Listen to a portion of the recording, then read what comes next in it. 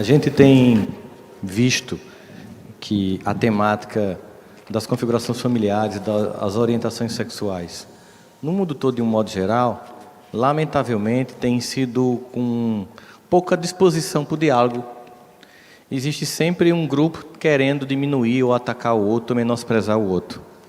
E a gente percebe que, na verdade, eu lembro quando perguntaram a Chico sobre esse tema, né? Chico, o que é que você acha do amor entre duas pessoas do mesmo sexo? Ele disse, se amor, o que é que tem para dizer contra? Né? Então, a gente tem, primeiro, a noção de que a família é a união de pessoas com objetivo amoroso de construção de um lar.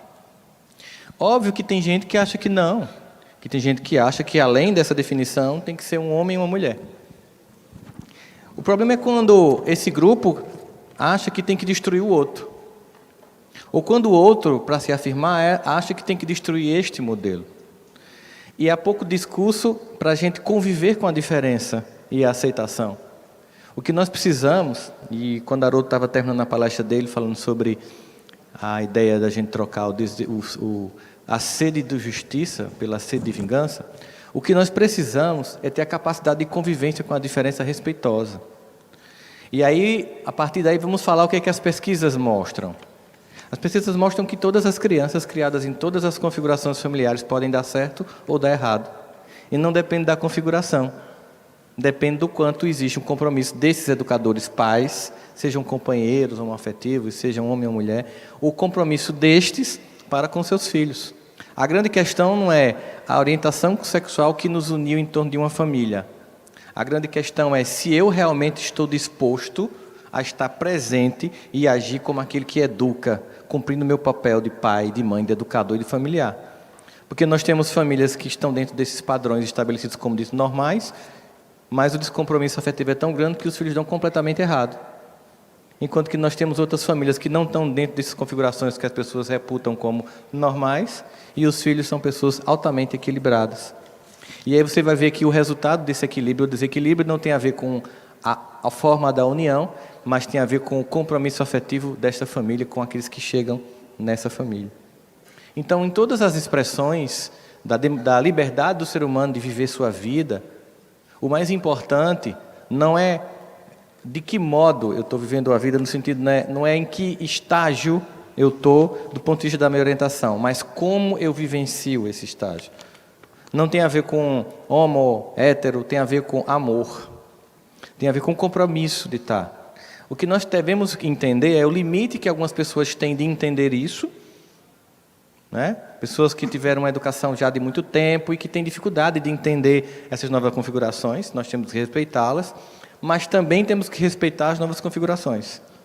Então, a palavra que a doutrina espírita trabalha muito nesse sentido, primeiro é respeito a toda a manifestação de afeto humana, entendimento de que quando você consegue trazer valores, quando você consegue amar e ter compromisso com aquele que é seu familiar, seja na relação parceiros, seja com os filhos, as coisas vão funcionar, e que a gente precisa não entrar no jogo raso que a discussão hoje tem no Brasil, um jogo muito mais de imposição, de acusação, né?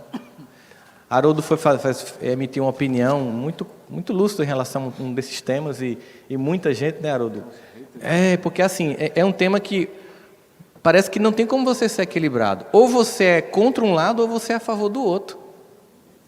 E, na verdade, não existe um lado contra o outro. Existem seres humanos expressando suas gamas de afeto e vivendo o contexto familiar. Mas é incrível como é difícil falar desse tema sem desagradar metade da população do planeta. É preciso que a gente entenda que a palavra que nós temos que usar, não apenas a palavra, mas o sentimento que nós temos que usar para lidar, exatamente, para lidar com tudo isso é respeito. Respeito a quem compreende, respeito a quem não compreende, mas o respeito que faz com que a gente conviva com as diferenças. Quando Haroldo começou a enumerar, por exemplo, o impacto dessa diversidade no Brasil, e o planejamento estratégico do Cristo para que nós estivéssemos aqui nesse contexto de diversidade. Olha, a gente está olhando para uma plateia aqui, né? Olha só, Haroldo, Alberto, a gente está olhando aqui, ninguém parece com ninguém. Se essa palestra fosse na China, né? seria diferente. Você acha que essa diversidade ela não tem objetivo, não? É uma diversidade de tudo, não é só de raças. É de modos de concepção, de construção cultural, de valores. Para quê? Porque se Deus quisesse que todos fôssemos iguais, teria criado o universo desse jeito. A diversidade nos enriquece e nos proporciona, pelo conhecimento da forma de viver do outro, o enriquecimento da minha vida, e eu vou enriquecer o outro. A diversidade é o grande desafio. Não vou fazer uma análise aqui muito profunda, até porque nem tenho conhecimento para isso, mas se a gente for analisar de forma, mesmo que rápida, a maior parte dos conflitos que existem hoje na raça humana continua sendo, por um único motivo, a incapacidade de respeitar a forma do outro viver, a incapacidade de respeitar a forma do outro crer, a incapacidade de respeitar a forma do outro pensar politicamente. Se você pega lá dos livros do início do judaísmo, que Haroldo estuda tanto, e analisar os conflitos que aquele povo tinha, ainda tem como base os mesmos de hoje, no sentido de desrespeito a quem é diferente de mim, quem tem uma religião diferente de minha, quem tem uma orientação sexual diferente da minha, quem tem uma concepção de mundo diferente da minha. Então, o grande objetivo de Deus é o seguinte, eu quero um mundo diverso. Essa pluralidade é um processo que o próprio Deus permitiu.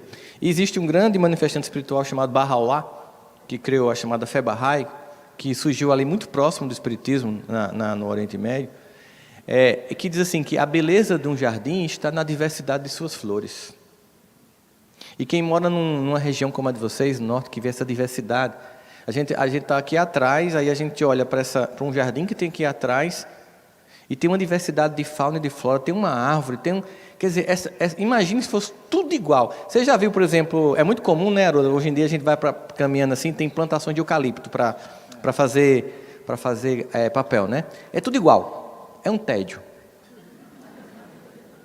Você vai andando, eles são milimetricamente plantados para ficar igual, não tem beleza naquilo.